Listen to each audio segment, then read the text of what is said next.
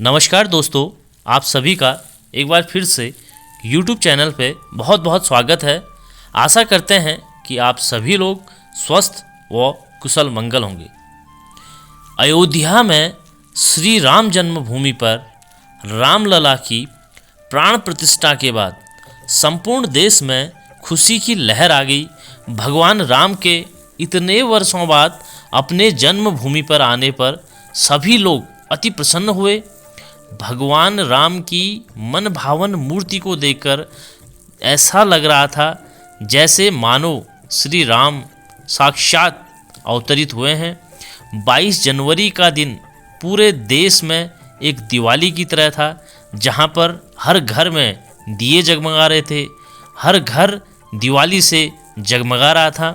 और राम जी की नवनिर्मित राम मंदिर के गर्भगृह में जब राम जी की प्राण प्रतिष्ठा की गई तो राम जी की प्रतिमा ही बदल गई।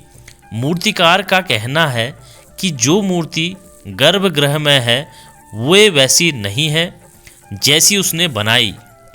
वह मूर्ति ऐसी प्रतीत हो रही है मानो स्वयं रामचंद्र जी का अवतार इस धरती पर हुआ है, और ये किसी चमत्कार से कम नहीं है। हमारे धार्मिक अनुष्ठान में यदि आप सच्चे मन से मंत्रों का पाठ करते हैं और सच्चे हृदय से अपने प्रभु को याद करते हैं तो वह स्वयं हमारे बीच अवतरित होते हैं। ऐसा कि रामलला की प्रतिष्ठा के बाद हुआ। उनका कहना था कि जब प्रतिमा स्थापित की गई तब वह अलग थी, परंतु कुछ घंटों बाद वह पूर्ण रूप से बदल गई।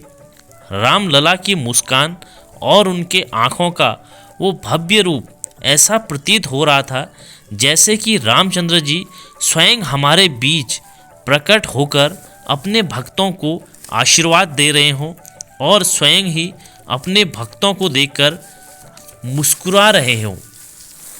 गर्भगृह में जब रामलला की प्राण प्रतिष्ठा की गई तभी मूर्ति में एकाएक परिवर्तन आ गया। कहा जाता है यदि आप भगवान को सच्चे हृदय से याद करते हैं तो वो आपके सदैव रहते हैं और सदैव आपको दर्शन देते हैं। ऐसा ही कुछ रामलला की प्राण प्रतिष्ठा के बाद देखने को मिला। मूर्तिकार का कहना है जब मूर्ति को गर्भगृह में रखा गया तो उसी वक्त 4-5 बंदर गर्भगृह में जाने को थे। उनका कहना है कि वह राम भक्त हनुमान जी थे जो अपने प्रभु श्री राम को अयोध्या आगमन पर अति प्रसन्न थे। वे उनकी प्रतिमा को देखना चाहते थे। जब पूजा के समय रामचंद्र जी के मुख पर लगे पर्दे को हटाया गया तो वह प्रतिमा बहुत ही आनंदमयी आकर्षित हो गई। वे स्वयं एक चमत्कार से कम नहीं था जो कि गर्भगृह से आते ही घटित हो गया। प्रभु श्री राम जी अपने जन्मभूमि पर कई वर्षों के आगमन पर अति प्रसन्न हुए। उन्होंने अपने संपूर्ण देश के भक्तों को सभी को दर्शन दिए।